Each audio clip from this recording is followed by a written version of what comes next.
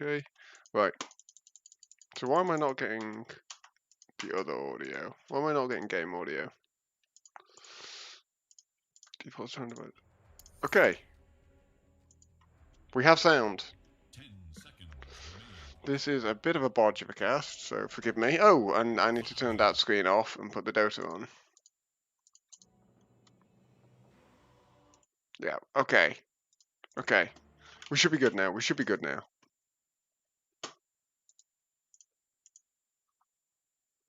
Oh wow, there's actually a little bit of a delay on the stream looking at this.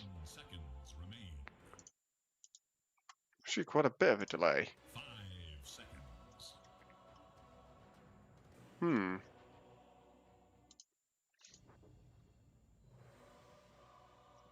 Right. Anyway, as long as the sound's working, hold on.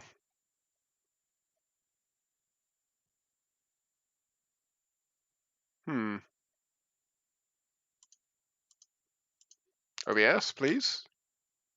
I can see the sound input, so is YouTube just not getting it? Or have I got sound muted somehow or something?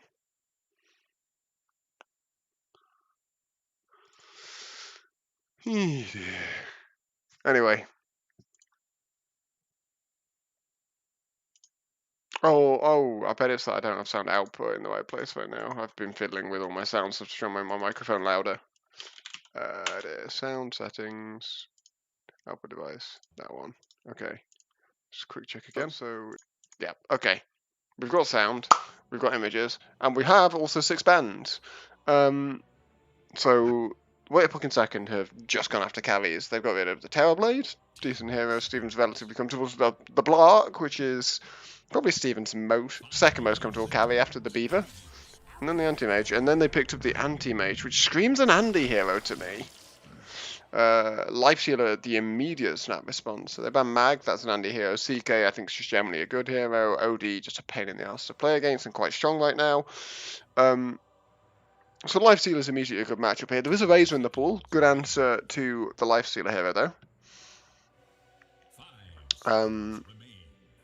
But is there that much else that's particularly good against? Like, well, that's the plan. They're just going to take the Razor away as well. Makes sense, makes sense.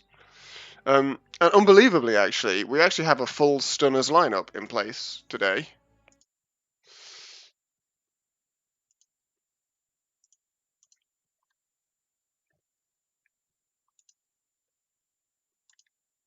So that's nice.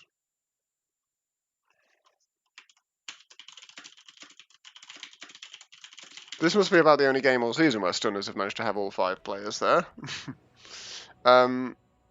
So with that gone, I mean, we've seen Samuel play Pugna before, and I know Samuel quite like Zeus as well. Those are both good lanes against the Razor, I think, within reason. The danger of Zeus, of course, is you can just get run down in the mid game by Razor repeatedly, particularly once Razor gets that BKB. Quite hard to position successfully, and I wonder to what degree that might be also true for the Pugna. So they're going to take Ogre, and they're going to take Io. This surprises me a lot. I don't know who plays Io on this team. I mean, there's no heal reduction, so IO Alchemist is obviously quite fierce, but Lifestealer can buy a pretty early Skadi if you need to. Earth Spirit, probably the Vluppiest hero there, I would expect. Mr. Vlups is quite keen on his.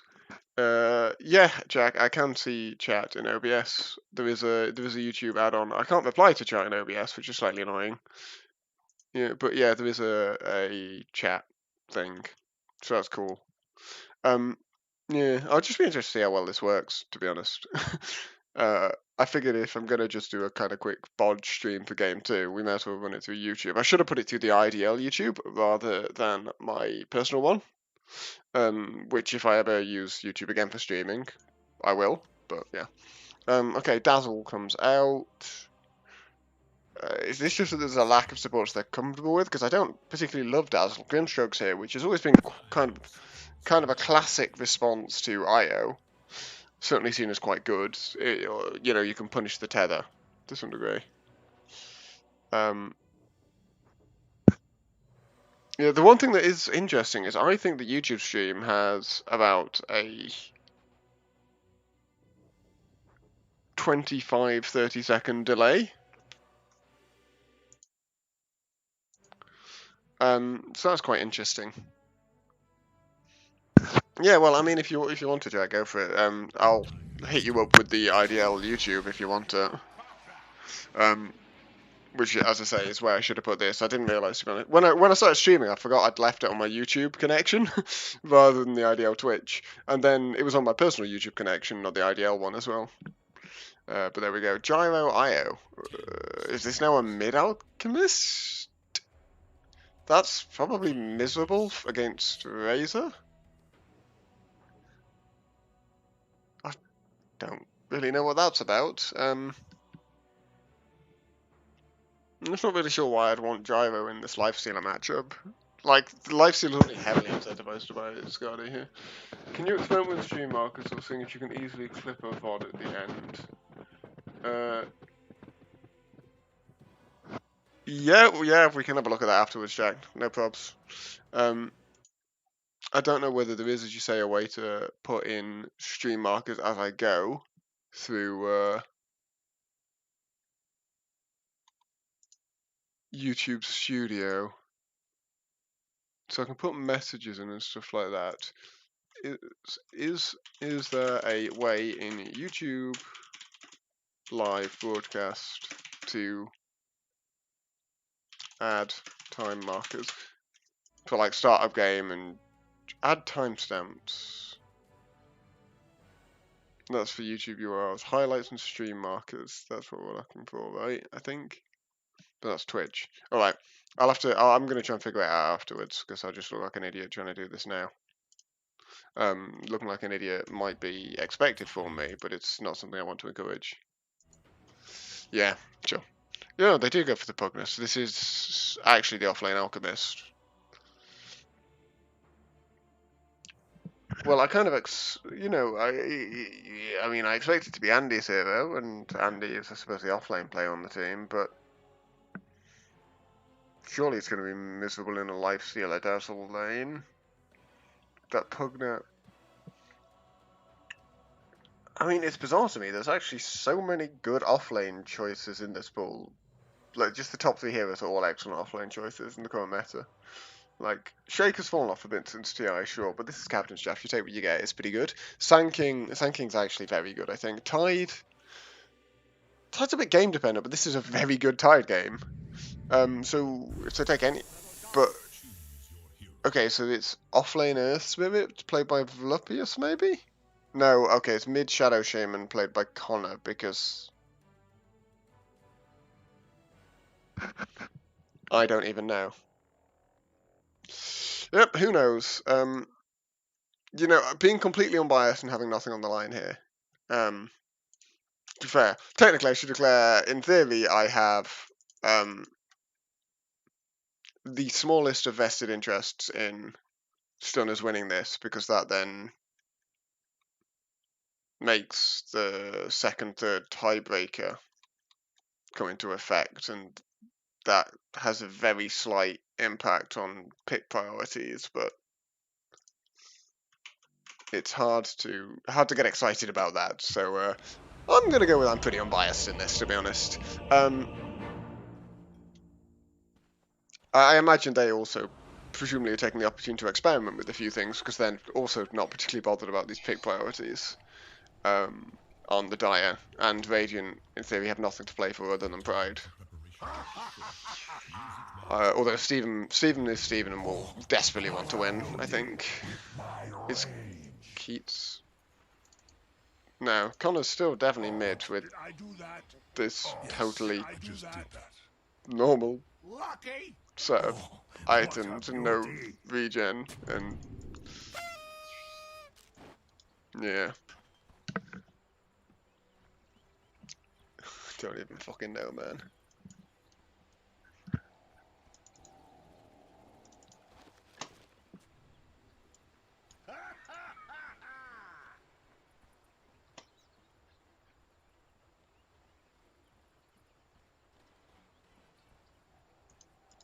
We've got 5 heroes just hanging around the mid, presumably waiting to see if someone, I don't know, scouts the ward or anything like that. I think this Vase is going to have quite a difficult lane into a Gyro IO. I would think, anyway. Don't know how easy it's going to be to keep static link up. Gyro's quite a quick hero at 333 without boots. That's part of that's the tether move speed, right? I think, but yeah.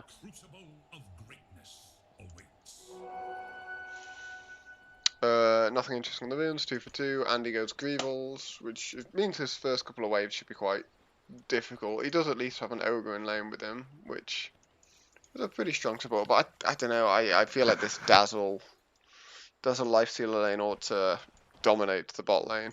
I would expect Pugna should win mid, but that's in part because I have no idea what the Shadow Shaman's about, what it's for, what it's supposed to do.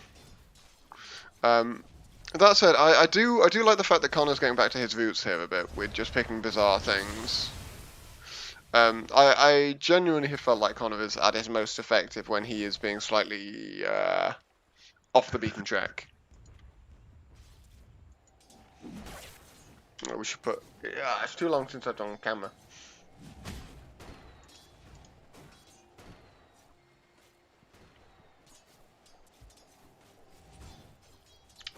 So...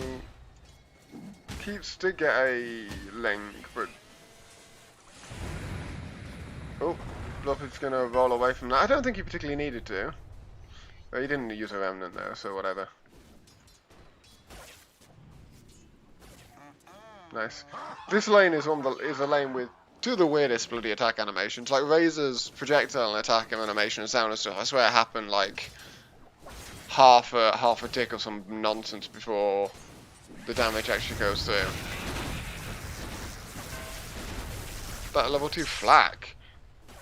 Wait, Carl isn't. He's not gonna do this like max flak, not put any points in Q, is he? Because Q's really good.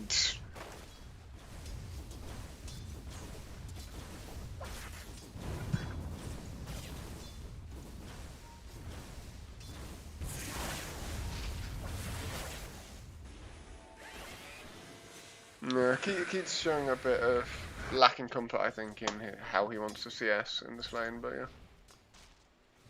yeah. Nice fake cast from Samel on this Pugna thing. One of the really important things when you're laning against a Pugna on pretty much any mid hero is to buy a stick, because you want to know when he is casting his blast and when he's faking it. It's the same as Lina or Leshrac in that respect. These are heroes that in theory should be fake casting their stuns and blasts and that quite a bit. And having the stick just lets you know when it is a fake and when it isn't, and just gives you that little bit of time to respond. And that should genuinely change how you play the lane. In the bot lane, wow, this Alchemist is doing far better than I expected, particularly having gone level 1 Greevils. Alex and Steven really need to set this up, because if they don't comfortably win this lane, that's a real problem, I think.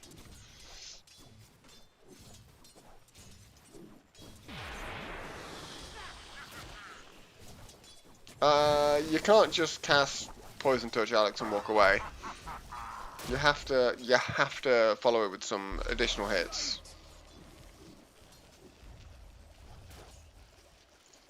Yeah, Steven's feeling the pain of this acid spray now. Now it's presumably level 2 acid spray. Yeah. Like he doesn't have that much armor. Good side pulling stack from Sick Boy there. Falcone, I think is actually his name, but there we go. Yes, hit the heroes. Good. Like that's meaningful levels of harass, and if they can find a way to claim these last hits, that's very important. One thing I've noticed with how like Steven likes to play Lifestealer is he doesn't put any points in rage, so I think he's just dead here. Yeah, he did have 5 sick charges, so potentially probably should have used those. But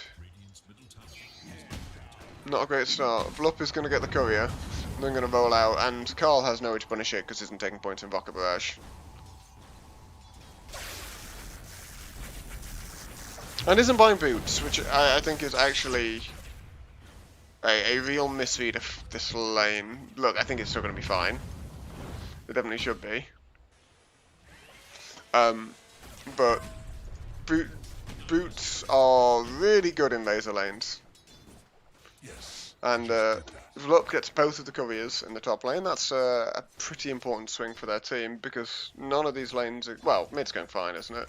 I don't know how much of Connor's kind of catch-up CS is. No, I think he's just ahead because he's going to have 3 creeps coming into him here.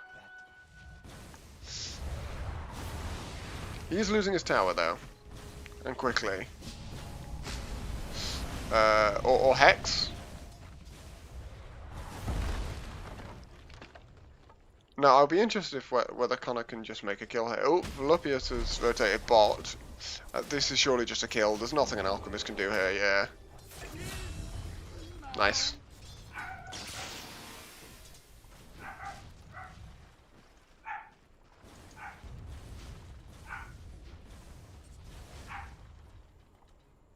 I'd like to see whether Connor could pressure with Serpent Wards here. Maybe Samuel could just punch one twice and then walk away with decrypt. Don't know. But I've got to think that's got to be part of what the point of this mid-shadow shaman is.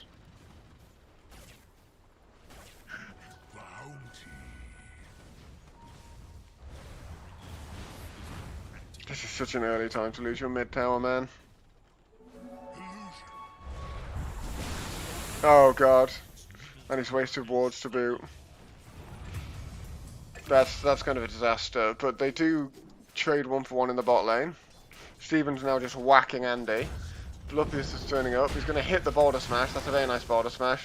They hit the urn as well. Io shows up, but Lupius has identified then with this urn that he needs a vessel, which I think is smart. This does leave them in a one-on-one situation top, but Keats is 2 levels up. He's slightly down on CS, but he's largely changed that now. And immediately, at seeing the IO go bot, they've moved both supports top. This does mean Carl's just going to have to bugger off. On the bright side for Carl, he's just going to go in jungle, I think. Oh god, he's just going with the attributes, but... They have a couple of stacks, I guess. I don't know. I remember discussing this build with Matt before and being a bit like... It's not that it's objectively bad or anything, it just really stops you doing shit and you want to do shit.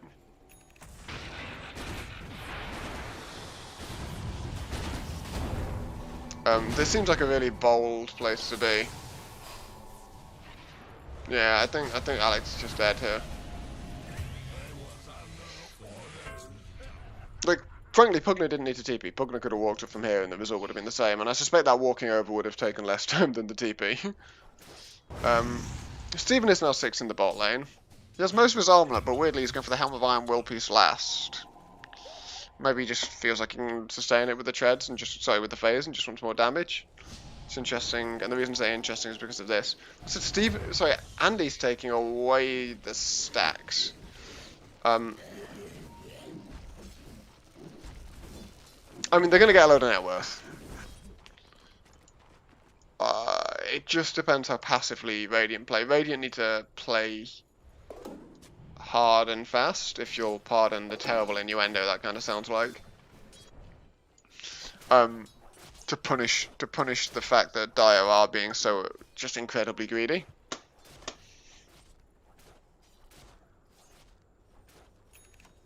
They're taking Pugna down here, but of all the places to take... Oh, Steven's still not got any points in Rage. Come on, man.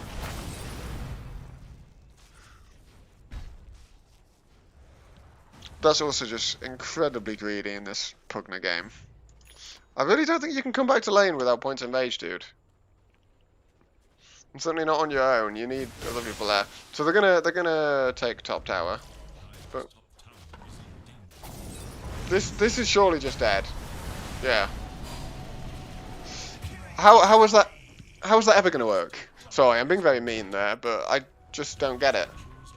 They are at least gonna take top tower, but that just seems very bad to me.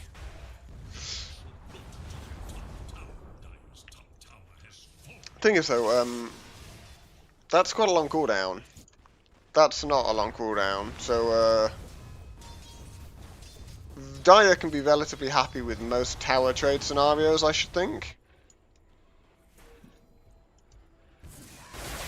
That said, look at these levels on the Radiant. They're gonna be pretty happy. That's a dead Andy though. Does Floppy still isn't 5? Oof. He's not going to be thrilled. Let's have a look at some net worths. So Pugner is actually the top net worth, not Alchemist, despite how relatively free the Alchemist has felt to me. And Jivo's still keeping comfortably up with the Life Sealer as well. So really the net worth lead is Pugner and a bit on the supports, I guess. But like Pugner over Razor, that is. And Pugner's just going to take this bot tower, and there's sweet F all they can do about it. They do have a nice tool with this Earth Spirit for helping deal with the Pugner. But he's just a bit too underleveled to actually do anything right now, I should think. So that's level 5. Please tell me he's going to buy the book. If Dazzle's taking book, that's pretty tilting, I think. I think Magnetize is probably very good in this game. I would genuinely wonder how much help a level 6 Earth Spirit even needs to kill a Pugner. As long as you hold your silence, sensibly. And Smithy's dead. I mean, I think what that was is they've identified correctly that they need to stop people farming here and stop people farming here, right? Get rid of the tri-camp, get rid of the triangle. And he was going in toward it. And yeah, he's warded to block that camp. He's done so nicely, actually, that sentry isn't going to see it. They will see it at some point when someone walks around here, but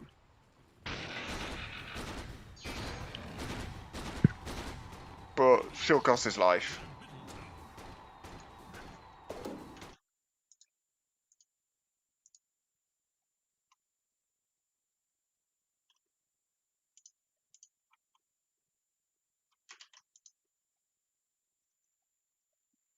So overall, not ideal, I think. Sorry, I'm also just doing a Tesco order at the same time. Almost done.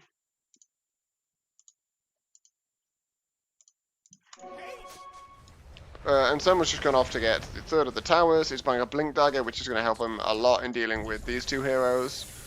They have warded for bot, but they're not getting mid tower. Mid tower is where you need these walls to be. Bugger the bot tower.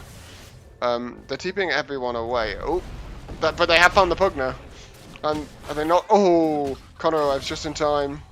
But this does mean that Carl is going to be able to go in with Pizza on the IO and farm up the wards and defend that tower. So they defend their tower, although barely. They get the Pugner kill, super important.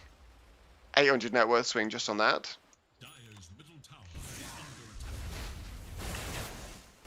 That still feels a bit tough.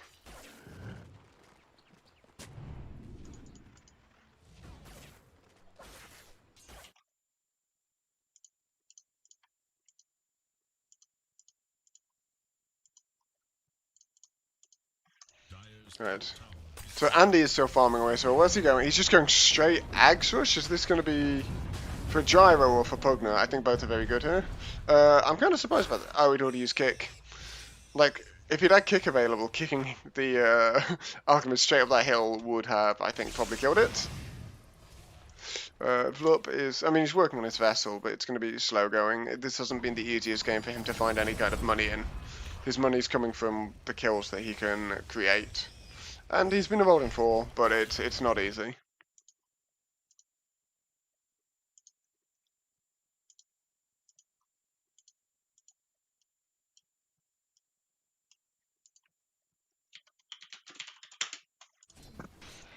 And Carl is still sat in the tri-camp. Yeah, so I'm guessing this axe is going to be for Carl. He's just going to go Dragonlance. He's got a small crit. He's working on a VKB.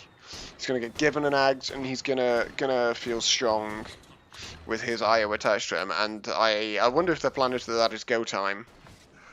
And that's only 30 seconds away, probably a minute once they get everything passed around and stuff like that. Vlup rolls in, but actually it's a bait. It's all a bait. And they're bringing more over.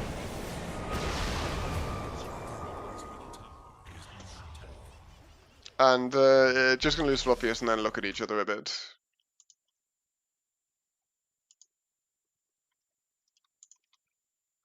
Could have been worse for Radiant, to be honest. I do not like the position they are in.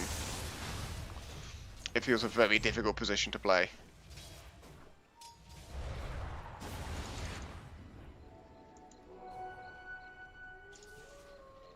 Maybe you could give the Axe to Pugna, but I think this just goes, for me, straight on the gyro. Maybe you wait for the BKB before you saying let's go, but you pick your timing, and this Axe is a big part of it.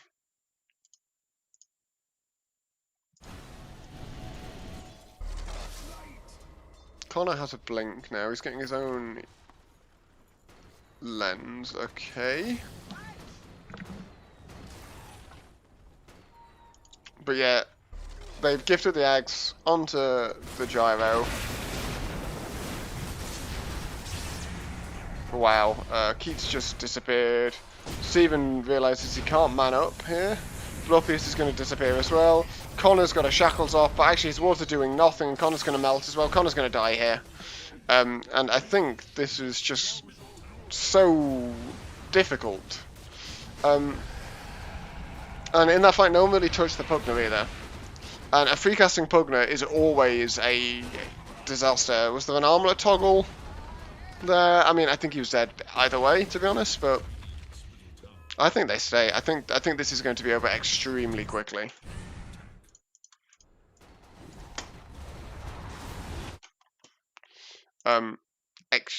Extremely quickly.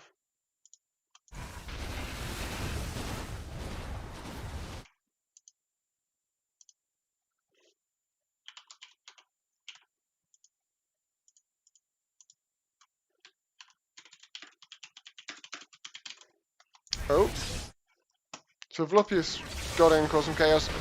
Someone's dropping very low, everyone's dropping low, but they're just out of resources to do anything. Keats is graved. Keats is presumably disconnected, which feels a bit awkward, but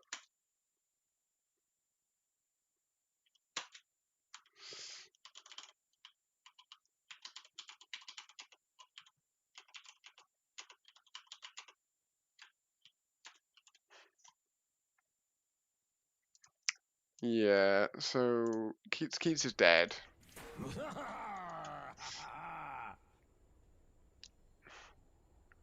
They you know, I think you could say they could let him walk away. I wouldn't, though. Just being completely honest, I don't think there's any etiquette that requires them to do so. He seemed active for most of that time.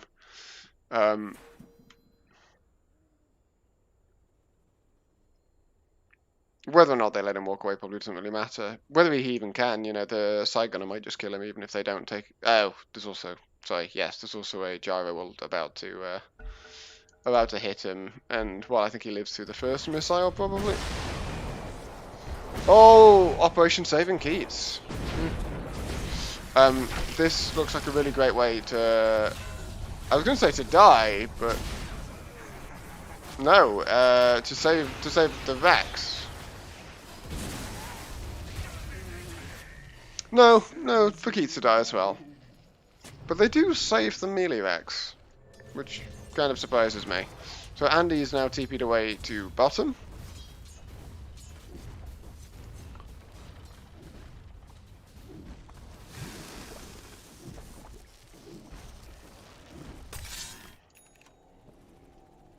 I think I could realistically start taking an over-under on 25 minutes for this game though, because there's a BKB finished on Carlos now.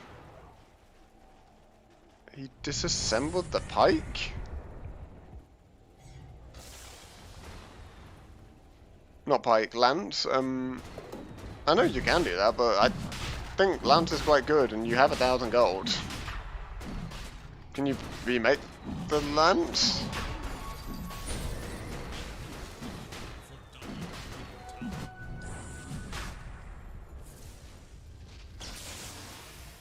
It feels like they're heavily suspecting this Roche, but they're going to be too late to do anything about it. Oh god, is this going to be one of those times where you turn up, you roll in, and Roche dies as you do? So they scanned it, and they're too late. And now they all have to flee like the wind. Oh, look. A double damage rune. Oh, they're not going to check it. Fine. Always check your runes, guys. Action runes are really, really powerful. Every action rune you don't check is a double damage waiting to happen. Anyway, that's the lane of Axe gone now.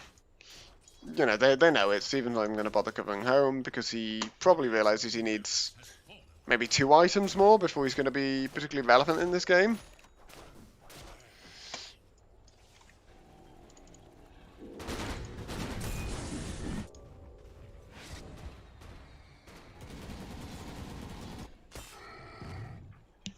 Andy now just working on a Lotus, good support. Well, I say support, part of the Alchemist stuff.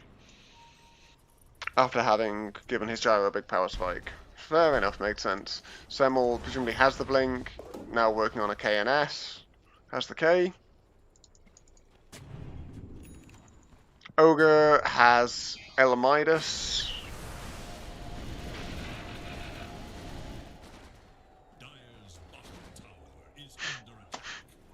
And Semmel just gave himself and Peter full mana. XD. So Vlupius is smoked up. So they were smoked as if they wanted to do anything, then decided they couldn't, I think. And sure enough, Smithy's just kind of in the area looking at. There's probably a question here of can we defend the tier 2, and Connor certainly wants to as well, but the answer, by the way, is no. No, you can't defend the tier 2. Please don't kill yourselves terrain. If you can get Keats this BKB and Steven to... Yeah, I think Halberd seems a sensible third item. Then maybe you can fight. Yeah, it looks like they've probably just had that conversation.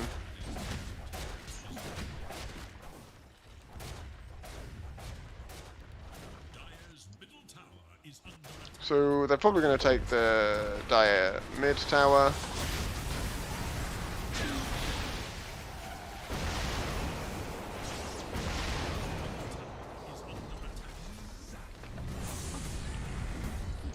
That's a relatively sensible glyph. They got quite a bit of damage stolen. Oh.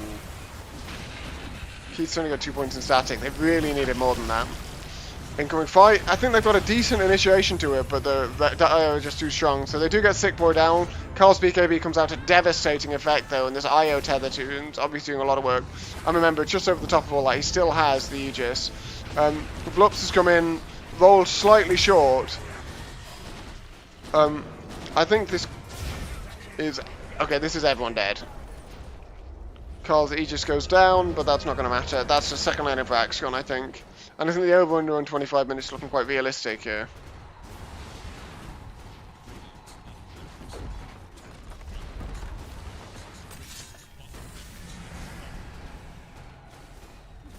They're actually going GG. Well, I think they can. I think this game is over.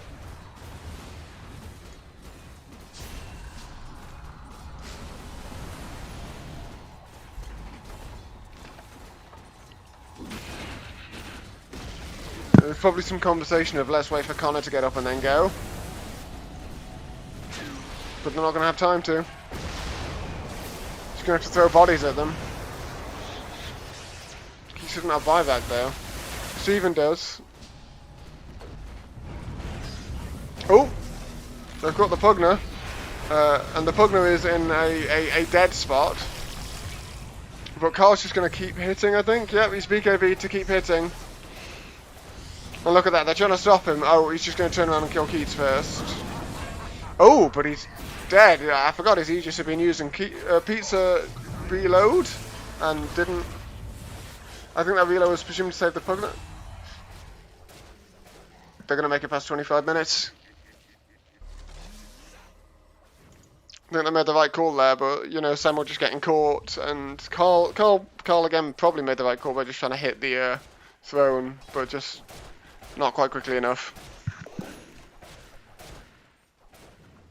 Obviously, any fight win gives a slight opening to the other team. I am unconvinced that's going to be enough. I am relatively convinced that this gyro should still just be far, far too strong. But, I mean, the game's going on, so there's more hope than I thought there was probably about a minute ago. Keats is starting to get close to his BKB. I think that's very important. He really needs more points in this static link now.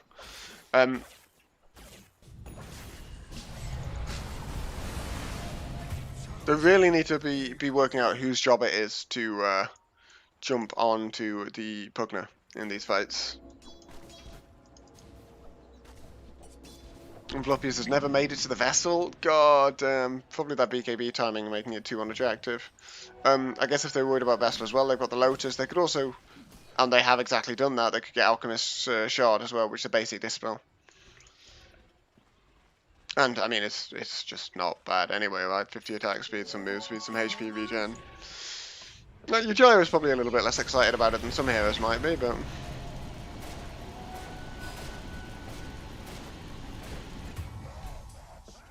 And that's Steven dead for 70 seconds with no buyback.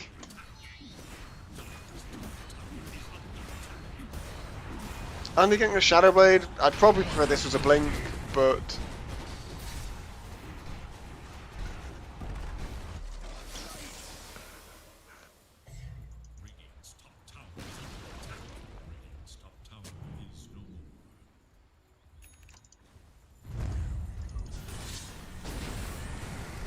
So we've smoked and we know we have to try and take a fight somehow. We've got the wards down, the wards are just getting murdered, I think. Certainly Connor's just getting murdered by Side Gunner and Flak. Sorry, my mouse is terrible. Or me. Maybe I'm terrible. Anyway, that looks like it's the third line of Axe going down.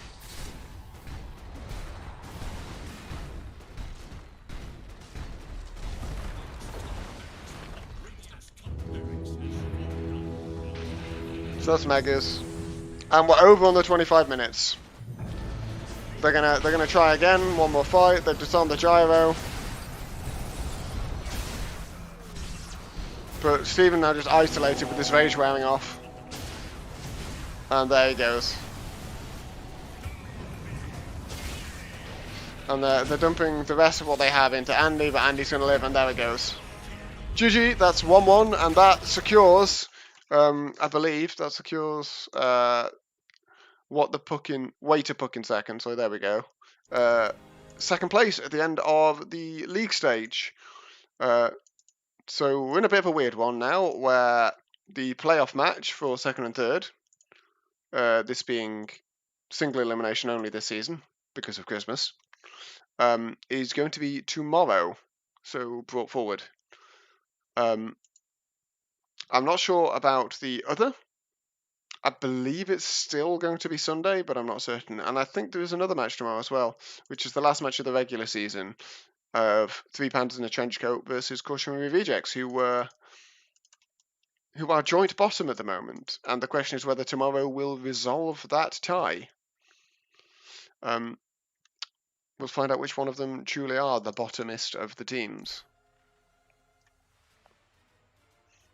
So I was going to say don't go anywhere, but please do, because we will hopefully never stream on my channel again. We'll do it on the IDL, Twitch, or YouTube channels, depending on which we opt for, or whether we find a way that we can happily do both. Which we may well find a way to do going forward. I have been Nathan. I'm sorry for those of you who have listened to me. I can assure you that I didn't intend you to. And that was IDL.